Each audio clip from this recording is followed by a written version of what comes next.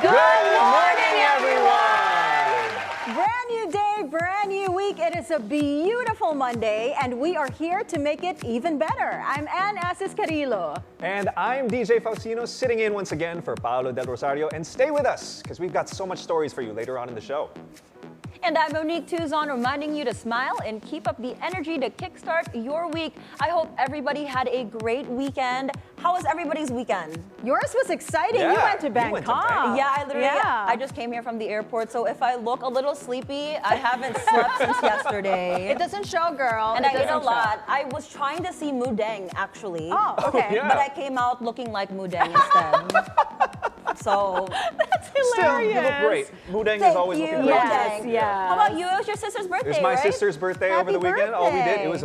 it was her 41st birthday. The way we wow. spent it was we had pizza and played board games for 7 hours. 7 hours, crazy. Oh my We're kind gosh. of nerds, yeah. We just love that I love stuff. it though, that's cute. Yeah. Happy birthday, Pia. Aw, Yeah, what about you, sweet. Anne? I know you did something exciting I as well. went trick-or-treating. I know it's Wow. early. It's a week early, right? For trick-or-treating. As in you no, in I costume? think it's 2 weeks early. 2 weeks early? It is 2 Yeah, weeks it's early. trick-or-treating? really early. Okay, Yeah. well there. I wasn't in costume. My daughter was. I see. I thought you were. I was like, Kids dang, you're ready. No, I'm just there for the food. True. You know how Aren't children we Always all? there for the food. Yeah, always there for the candy and everything. So anyway, we hope that you guys had a wonderful weekend, and please do join us for the next hour because we got an exciting and informative show just for you. But right now, let's take a look at today's headlines. The House Quad Committee has formally invited former President Rodrigo Duterte to attend the hearing on extrajudicial killings. This comes days after he spoke up on his alleged order to carry out a drug war reward system during his term. Duterte was invited to the hearing on Tuesday, October 22nd. Last week, Duterte said he will attend the hearing if he receives an invite from the mega panel. He also directly responded to the allegations of retired police colonel and former PCSO General Manager Rorima Garma about a Cote Davao model reward system implemented nationwide in May 2016. Duterte said the most he would give is money for operational expenses, and disproved Garma's claims that cops who killed drug suspects are given 20,000 to 1 million pesos. Meanwhile, President Bongbong Marcos attended the inauguration of Indonesia's new president, Prabowo Subianto, in Jakarta, congratulating him and Vice President Gibran Rakabuming Raka. Marcos emphasized the Philippines' desire to strengthen bilateral ties with Indonesia, especially as they approach the 75th anniversary of their diplomatic relations. Prabowo, a former general with a controversial past involving human rights abuses, has rebranded his image ahead of the elections. During the inauguration, he reaffirmed the importance of cooperation between the two nations. A Filipino lawmaker also urged the new Indonesian leadership to reconsider the case of Mary Jane Veloso, a Filipino death row convict. Bureau of Internal Revenue Commissioner Romeo Lumagi Jr. has stepped up efforts to clamp down on tax evasion in the booming vape industry. This crackdown comes after several high-profile raids, including one that unearthed 838 million pesos in unpaid taxes from businesses skirting the law. Lumagi says they will continuously raid illicit vape resellers and retailers across the country. Speaking on BNC's Follow the Money, he says they've seen a lot of tax leakages, particularly with illicit trades of vape products and vape receipts. These, according to him, are harmful to the economy as the government loses billions in potential revenue. Now, a bit of reprieve for motorists. Fuel price cuts are expected this week following a big-time price increase. Industry projections say prices of diesel products are seen to decrease by 90 centavos to 1 peso a liter. Gasoline prices will be slashed by 30 centavos to 50 centavos per liter. Last week, oil companies enforced a hike of 2.65 per liter for gasoline, 2 pesos and 70 centavos a liter for diesel, and a per liter increase of 2 pesos and 6 centavos for kerosene. Banter reports the Energy Department's Oil Industry Management Bureau cited the de-escalating tensions in the Middle East behind the price cuts in fuel prices.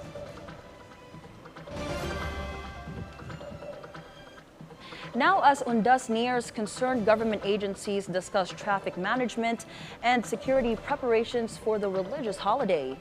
Our motoring correspondent, Janelle Baroga, reports.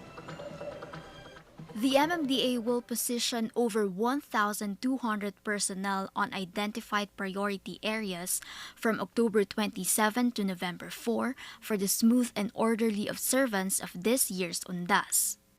We will be deploying 1,257 personnel.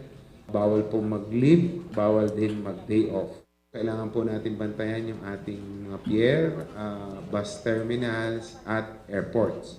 The agency has met with the PNP Highway Patrol Group, National Capital Region Police Office, and the Traffic Bureau Chiefs of all Metro Manila local government units to discuss their traffic management plans and emergency responses. Makakatulong po natin ang kapulisan para po sa pag-maintain itong peace and order sa mga sementeryo. Kami rin po, kasama ang mga LGUs at kasama rin po siguro ang DOH, ay magse-set up ng command post, help desk sa mga terminals para magkaroon ng public assistance, medical assistance. Meanwhile, clearing operations within the vicinity of cemeteries will begin on October 26 and continue until November 4. Additionally, a total of 30 deployable cameras will be used in 5 major cemeteries in the region. For BNC Mobility, G. Baroga. Now on to our weather report. Several areas in Luzon and Visayas are under signal number 1 because of Tropical Depression Christine. According to its 5 a.m. bulletin, Pag-asa says Christine has entered the country's weather monitoring area. It was last spotted east of southeastern Luzon. State forecasters expect the tropical depression to reach severe tropical storm category by Tuesday afternoon or evening. For today, Tropical Depression Christine is causing cloudy skies and scattered rains across the nation. Signal number 1 is hoisted in Catanduanes, as well as the northeastern portion of northern Samar and northeastern portion of eastern Samar. Catch more weather updates on Weather HQ later at 9 a.m. only here on BNC, the Bilyonaryo News Channel. Now moving on to world news, Israel launches more airstrikes in Lebanon and Gaza on Sunday. Israel targeted what it described as a command center of Hezbollah in the Lebanese capital of Beirut. Another attack in Gaza left over 70 people dead in a single airstrike. The assault comes after Israel Prime Minister Benjamin Netanyahu accused the Iran-backed group of attempting to assassinate him at his residence.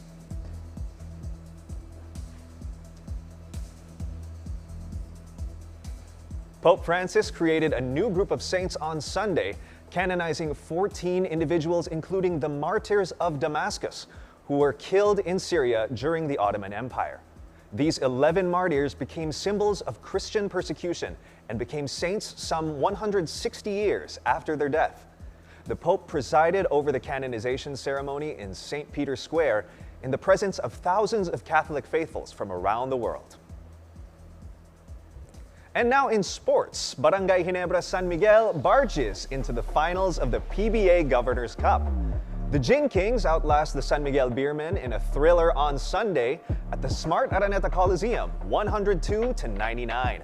Maverick Ahanmisi had a big game for Ginebra with 25 points, and super import Justin Brownlee paced the Jing Kings with clutch baskets in the endgame, chipping in 21 points. Up next for Ginebra in the finals, a rematch against defending champs TNT Tropangiga. Game 1 of the Governor's Cup Finals will tip off on Sunday, October 27 at the Inara Center in Antipolo. Now moving on from the hard court to the fight cage, Francis Ngannou makes a triumphant MMA comeback in Saudi Arabia. The Predator scored a first-round knockout win over Brazil's Renan Ferreira in his first mixed martial arts match in over 2 years. Ngannou dedicated his victory to his late son Kobe, who died just 15 months old in April of this year.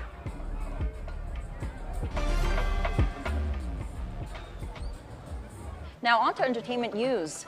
Zayn Malik announced he is postponing the U.S. leg of his Stairway to the Sky tour following the death of former One Direction bandmate Liam Payne. Malik, who just recently announced the tour, plans to reschedule the U.S. dates for January, thanking fans for their understanding. The tour, which originally included 5 U.S. dates and 6 in the U.K., marked Malik's first major outing since his departure from One Direction in 2015. He paid tribute to Payne, highlighting his musical talent and reliability within the band. Meanwhile, Ruth Gibbons, sister of Liam Payne, shared a heartfelt tribute on Instagram. In her post, she reflected on their close bond, describing him as her best friend who always made her laugh. Gibbons recounted how Liam's pursuit of music inspired her to drive to see him during his rise to fame, cherishing moments spent together after concerts. She praised his passion for music and expressed sadness over the struggles he faced, stating he wanted to be loved and to bring happiness through his songs.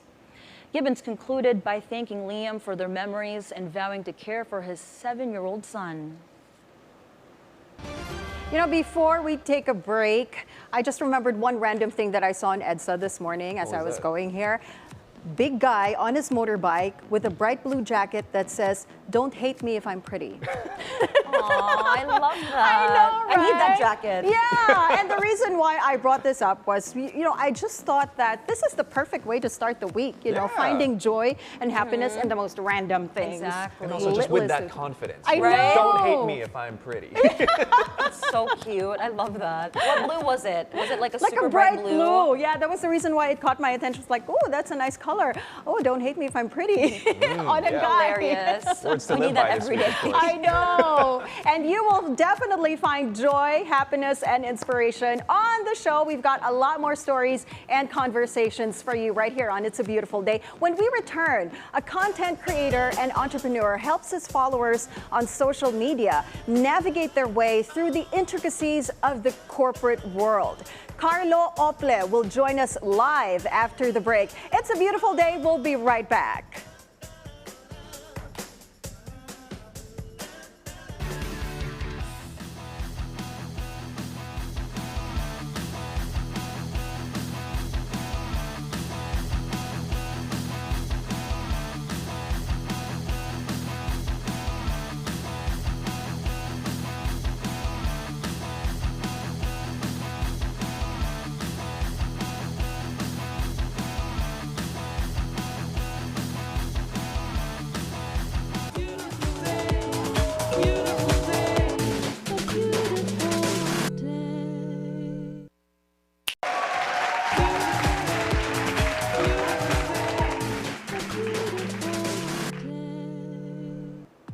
Hello and welcome back. You are still watching It's a Beautiful Day. Now here is the traffic situation along EDSA Ortigas flyover. On the left side of your screens are vehicles going to Shaw Boulevard.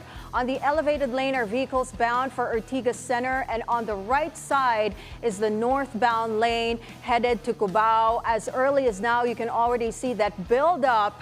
So if you are on your way to the south, make sure to leave the house early to avoid unnecessary delays. Northbound lane, still a good time to drive though. Still free flowing on the northbound lane of EDSA. Now let's take a look at live images from EDSA GA Tower in Mandaluyong. On the left side is the northbound lane going to Shaw Boulevard. On the right side of your screens is the southbound lane headed to Makati. You are going to be you'll be needing extra patience on a Monday morning if you're on your way to the south.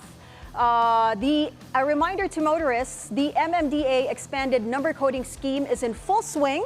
Since it's a Monday, vehicles with plate numbers ending in 1 and 2 should be off the road right about now until 10 a.m. and from 5 p.m.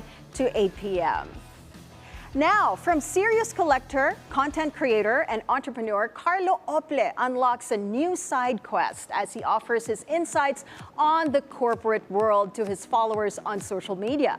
And he now joins us live in the studio. It's a beautiful day, Carlo. Yeah, it's a beautiful day. Good morning, everyone. Good morning. Good morning. Good morning. Now, alam mo, the first question I'm gonna ask you, since it's your content, I saw it on one of your reels, no? It says, what to answer when you're asked, tell us about yourself in a job interview. So tell us about yourself, Carlo. Well, I'm Carlo. I'm a content creator as well as an entrepreneur and investor.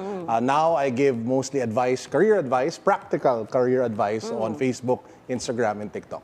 So how did this all start? Because you told us that you started with sneakers. Yeah. And then how did you shift from talking about shoes to talking about the corporate world? Well, I listen really to the audience that I serve, which are mostly, young men, mostly men because it's sneakers, right? Yes. And every week I used to do like weekly Q&As on Instagram. And surprisingly, apart from advice on shoes, they would always ask advice about career, how to handle certain situations. Because I think a lot of them knew that I was very active in my corporate career, and every now and then I'd post on IG stories what I was doing. Right. And then I just saw a need for it, especially for the younger generation. There's not a lot of people who give real-life practical corporate advice. I mean, a lot of people do book advice, right? Yeah, but for me, it's really from my experience. Yeah, no, I noticed, like, for corporate advice, you have to Google and you just read articles, which It's the are same very thing. basic. Yes. What is your #1 video that resonated the most with your audience, that nagulat ka? That, wow, people really like this, and you never thought it would be a hit? Well, several. One was like just a series on pet peeves in the office. Like yung tipong email mo na lang. Then I talk about it, parang what are the things about. There was also a very interesting video that I talked about why you should never outshine your boss and stuff like that. Very practical, very street smart advice on how to climb the corporate ladder, because not a lot of people like talk about it. Yeah. They have a knack for what they think they should do, but it's rare that you hear from someone who actually climbed the corporate ladder and would share that advice to the younger generation. Right. So this younger generation of viewers that you now have, were you surprised that it was mostly them, like coming in and asking you questions about this corporate, trying to climb the corporate ladder, finding all these corporate secrets? Like, how do you feel about this new generation coming in? Initially, I was surprised, but you know what? There was a study that recently came out that said that Gen Zs are really interested in career advice and education, whereas like millennials are more into wellness and fulfillment, and then the older generation is about health and stuff like that. No? So it kind of syncs with that study, which kind of gives you hope, no, for the next generation, because they're really actively looking for stuff like this and content like this. And I'm more than happy to share what I know, what I've learned through the years. And has there been one thing that you've learned that you can impart to our viewers that you think is the most important if they're seeking a corporate job? Well, the #1 thing is really the adaptability, especially when things become tough. It's not really what you've been through or what your accomplishments are. It's when things don't go well that really shows the measure of a person, be it in entrepreneurship or in our careers. Because you really get thrown curveballs left and right. So if you don't know how to adapt, if you don't know how to adjust and to course correct along the way, then chances are you lose your way and you make even bigger mistakes.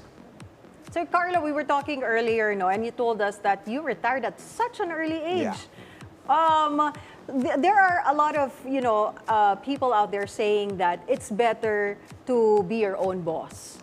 Diba? It's hard, but it's better. Yes. So what's your advice, for people who want to start out agad as an entrepreneur? Dapat ba mag-business na sila agad, or should they experience first being an employee? I think there are different paths to success. There's no like one blueprint. Mine just so happened to be that I wanted to experience corporate life because I felt that there would be so many lessons. And there were a lot. I've learned how to manage people, how to manage brands, how to grow brands, how to use budget, how to hire, how to fire, how to grow careers. How to hire, how to fire, I like that. And a lot of those things I wouldn't have been able to learn if I just, started on my own. It's like you're going to school, but you get paid. need. That's what, like how I That viewed. sounds great. Yeah, that's I know, how right? yeah, that's how I viewed working. It's really like I went to school, learned a lot of important entrepreneurship and business skills, and then put it into my business later on. Now, have people come up to you, corporates or individuals, asking for consultation, like a one-on-one to help them or help their business? A lot actually, but I'm really busy in my actual business. So most of the time I say yes to a lot of the younger people who just ask for advice. I've had invitations to do like talks and seminars, but it's not really my thing. Like what I was mentioning in our talk earlier, I'm not in it for the likes, I'm not in it for the views. I'm way past that already. It's really just giving value to the next generation, which is important for me. So when a young student comes up, when somebody walks into my shop who wants to have a conversation and coffee, done, fine. I'm happy to do that. I'm just curious, like, you retired at a very early age. Was that always in the cards for you? Was that always like in your head, like, this is what I want to do? I want to retire by a certain age. Oh yeah, that was the goal. I wanted to retire before 40. How can I do that? Actually, yes, how can we do that? I know there's different paths to success, but I want that You one. know, this is the reason why we get these guests on the show. It's a We want free personal consultation. Yes, exactly. Yeah. Well, I have this principle that I coined in a book that I wrote before. It's called the 7-to-1 principle. It's basically 8 a.m. to 5 p.m. you build your career because you have responsibilities and you have to pay your bills. And 7 p.m. to 1 a.m., in that window of time, that's when you build your dreams. That's, for me, is the most important time of someone's life. It's the evening. Because most of the time, people will spend the evening relaxing and doing nothing. But you can build so much during the evening. It doesn't have to be the entire 7 p.m. to 1 a.m. It can be 15 minutes, 30 minutes, as long as you consistently build something, a new skill set, a business, then it will eventually grow and it becomes your actual thing. So for example, I started writing on a website or on a blog 2012, and that has grown dramatically into like a multi-million business just by hacking at it every night, day in, day out for the last X years, which allowed me to retire early. Now, I know a lot of us, you mentioned time management a bit between like the evening hours, that's the most effective or efficient part of somebody's day. What's your number one tip on time management? Make sure that you have your priorities down in the morning and then just knock it out as soon as possible. Do you recommend like writing down your goals or priorities in a notebook and having a checklist, or? Well, it depends. If people like to write it on a piece of paper, then good. I use apps. So it's a digital age. But the games are right there. Oh yeah. Distraction. The Exactly. distraction's right there. Yeah. So if they want to get in touch with you, ask for advice on the corporate world, right? Where can they find you, Carlo? Facebook, YouTube, Instagram, TikTok. Just look for Carlo Ople. I usually ask people to send in their questions before I make my videos. Right. So I try my best to answer questions as they come live. And I'm sure people, throw in a lot of questions about office life, corporate life, right? Is there like one particular question that you found unforgettable, like really weird, we were talking about that earlier, like there are funny questions being thrown at you? Well, there were several that I wasn't able to answer because they were just kind of super interesting. There was a question about how to handle office affairs. There was a question. There's a question how to handle office politics, how to deal with difficult bosses. Oh, there was a really interesting question. He was a young manager and he had older people under his organization, and how to handle. That's difficult, yeah. But I could relate to it because when I was young, I used to manage like people who were older than me. So again, it's drawing from experience to share to them. Well, thank you very much for Very happy to be here. sharing those insights with us today. And please do catch Carlo Ople on his socials. Thank you so much for joining us, Carlo. Have a beautiful day, of You too. course. Now, when we return, guys, we'll get to know the do's and don'ts of injectable vitamins. Don't go away. It's a beautiful day. We'll be right back.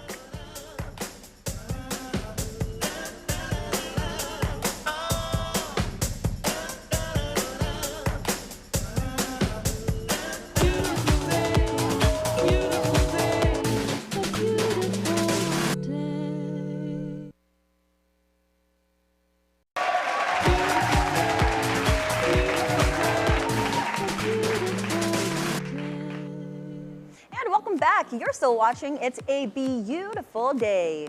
Injectable vitamins are an intriguing topic in modern healthcare, offering targeted solutions for various nutritional deficiencies. Today, we'll dive into essential questions about their use, exploring how healthcare providers decide when injections are necessary and the potential side effects to watch for and the latest advancements in this field. We'll also consider the role of lifestyle factors in a patient's vitamin needs, shedding light on the intersection of nutrition and wellness. Joining us this morning is Dr. Jenina Escalderon. It's a beautiful day, Dr. Jen. Good morning. Good morning, Thank you for everyone. coming. Thank you for inviting me. So, Dr. Jen, I find this topic very ironic because as somebody who doesn't like injections, I literally pass out when I see them.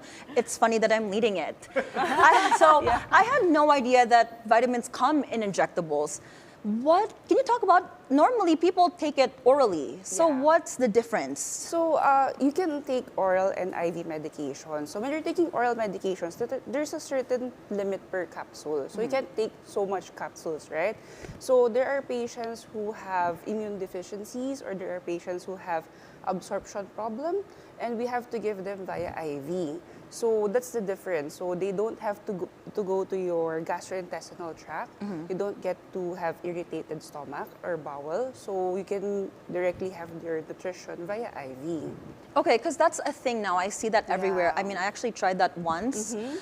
So would you say to do that more, the IV drip versus taking oral medications? So it's more of a debatable topic. So for you, if you have difficulty for finding your vein, so it's better for you to have an oral medication. There's actually a sublingual medication right now. So it means that you don't really have to go to your, the medicine doesn't have to go to your intestine. It's more of, it directly goes to your bloodstream. It goes under the tongue.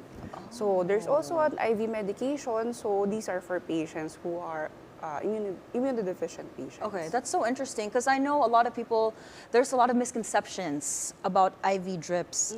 What are the most common ones, Doc?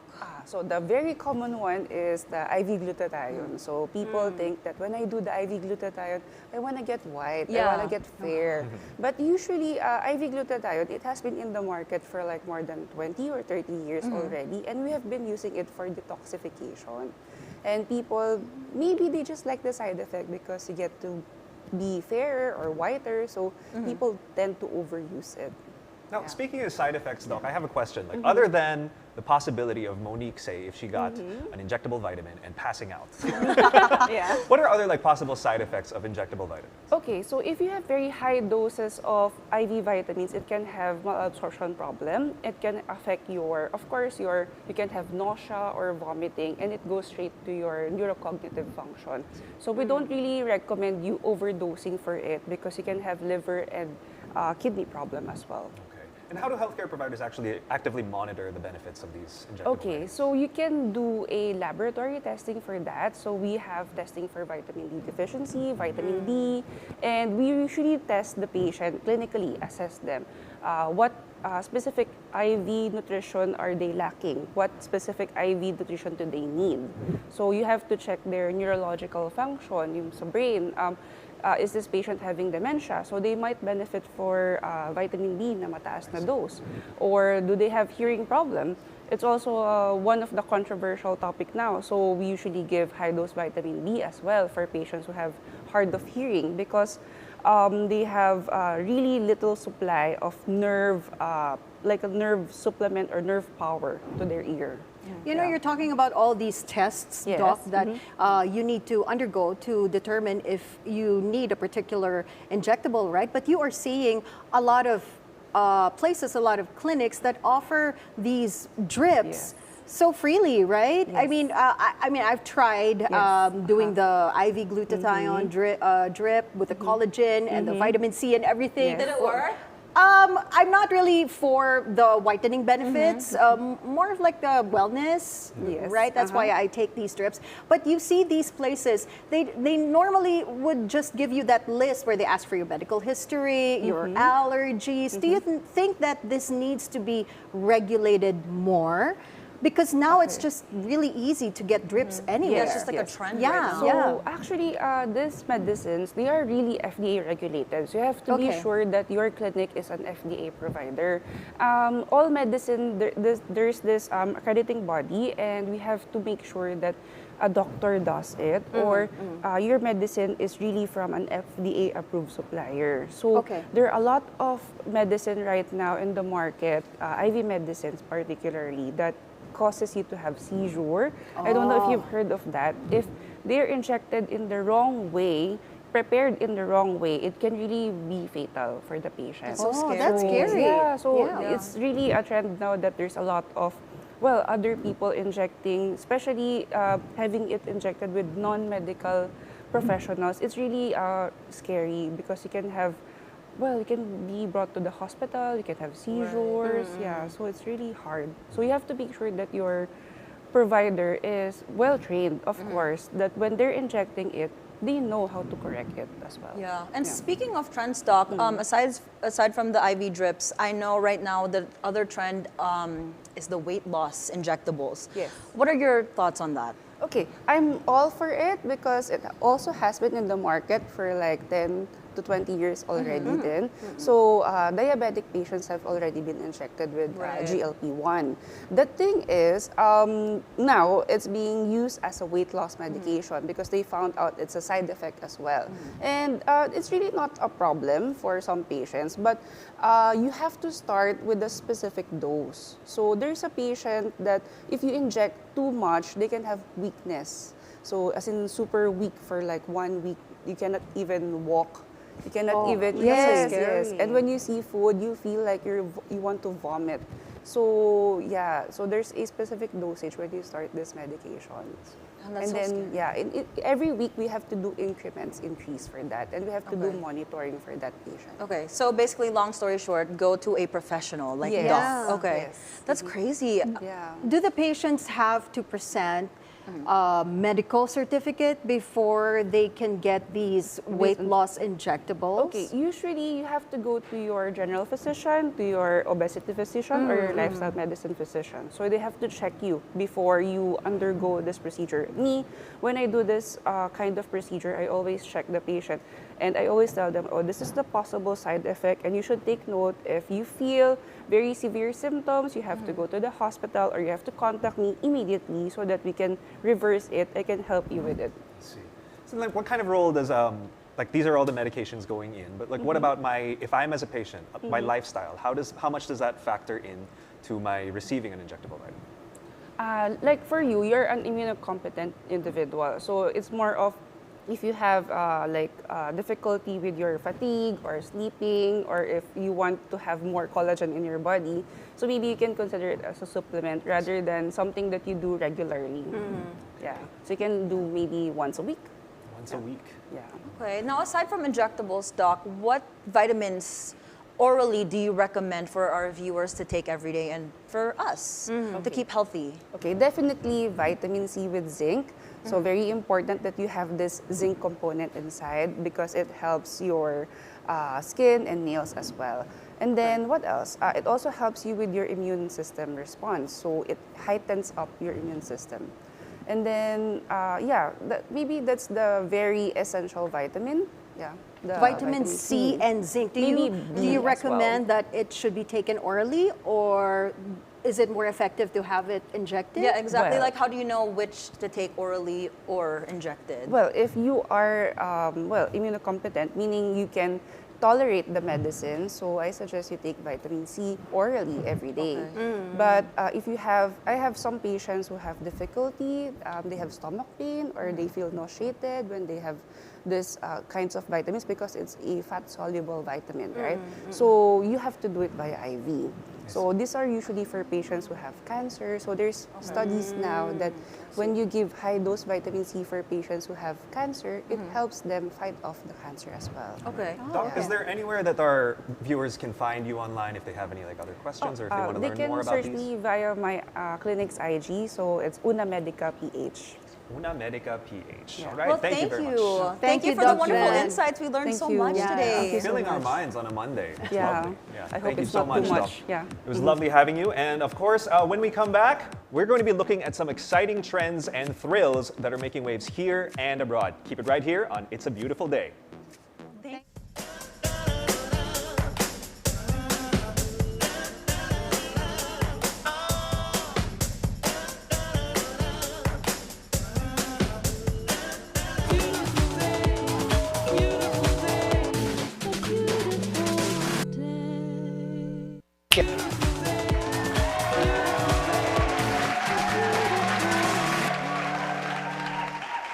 Hi there, welcome back. You're still watching It's a Beautiful Day. Cher adds Rock and Roll Hall of Famer to her long list of achievements. The so-called goddess of pop leads this year's inductees in the Rock and Roll Hall of Fame. Cher was inducted by Hollywood actress Zendaya and shared a performance with pop superstar Dua Lipa. Other inductees include soul superstar Dionne Warwick, oh I love her, rock act the Dave Matthews Band, legendary guitarist Peter Frampton, and hip-hop group A Tribe Called Quest. Ozzy Osbourne was also inducted to the Hall of Fame, this time as a solo artist. The so-called Prince of Darkness was previously inducted as a member of pioneering heavy metal band Black Sabbath. All right, now have you guys seen this? We're taking a look now at the latest talk of the town, the Labubu craze. Various celebrities have shared their frenzy over the collectible action figures, which sell from 600 pesos to 51,000 pesos each. Now, these fuzzy, whimsical toys were originally created by Hong Kong-born artist Kasing Lung, based on Nordic mythology. He originally created the character for a children's book. And it's not clear what exactly drew people to the toys, but they do make for a good fuzzy companion and very charming bag charms. Did Have you you guys- just say 600 pesos? You can't buy a 600 more, peso like- Labubu Not Yeah, anymore. the price floor has gone like way up on that. Yeah, I think you used to buy them under literally 900 pesos. Before. When they weren't a thing yet. And then I don't know how the craze started, honestly. I just started seeing people have it. If I'm not mistaken, I saw an article that showed members of Blackpink. Yes, Lisa had it. Okay, yes. Thank So you for bringing my memory back. ever since they got their own Labubus, people just wanted to have one too. I like of saying course. it. It's like, ever since you got your own Labubu. I wonder what Labubu means. I'm gonna start using it. I Labubu. Labubu you. Labubu. I so love cute. Labubu. But I want one. They're But they are so adorable. expensive. It's I know. crazy. I'm sure that, like, I mentioned 51,000 was the price ceiling earlier, but like now, I think that it's know more that- expensive yeah, than that it could because probably be more expensive now. I saw an online seller getting orders, like pre-orders, and one Labubu doll costs like 70,000 That's crazy. pesos. You know, And I'm like actually, yeah, 70,000 that's insane. pesos. Actually, I'm curious. For those watching us live, I think on Facebook and on YouTube, let us know if you've bought a Labubu or tried to buy one, and let us know how much. Because Yes. I want to know if there's 70,000. And take a picture. Grab it. And take a Yeah. picture, post it on our socials. We want to see. We want to see what your Labubu looks yeah, like. and I could use a Yeah. new bag charm. I would Me love too. it. If you guys would love to send us the real Labubus, And you please. can see all these celebrities, having a lot of these Labubu dolls. Heart Evangelista has, Julia Barreto has. Marian Rivera had, Marian like, the whole Rivera thing. has a huge collection of these pop art, right? That's the name of the store where it's sold. Pop art. I think they have a character. pop-up coming up here in the Philippines. Yes, Probably a do. pop-up is coming November, if I'm not mistaken. So, wow. Yeah, I saw everybody actually when I was flying back at the airport this morning. A lot of people had Labubu dolls. I said, oh, they have a Labubu. They have. Are you getting one for Labubu?" yourself? Girl, I'm waiting. If you guys want to send me, If let I me can know. find a 600 peso one. Yes. Yeah, but I don't think so. Yeah. They had in the Bangkok markets. They had the Labubus for like 600 pesos, but is they that were not original? real. But I couldn't tell. Yeah. But I did not buy one, huh? Don't get Maybe mad it's at me. Lababu. That's yung Lababo. Lababo. Lababo. Instead of Labubu, it's Lababo. Oh my. Let us not get that. I should have bought that for you. I know, that would be Sayang. great. That would be my Sayang. pasalubong. Oh, come on. That's okay. That's Next okay. time. We're just When I glad come you're back. back home safe. Thank you for having me. I missed y'all. Oh, Missed you too. heart. Okay, well, that's it for us this Monday morning. Spread a lot of love today. I'm Anne Asis-Carilo. Yep, we all hope that you have a great start to your day. I'm DJ Faustino. And I'm Monique Tuzon. I love boo-boo you all. See you again tomorrow morning, 7 on the dot, only here on It's a Beautiful Day!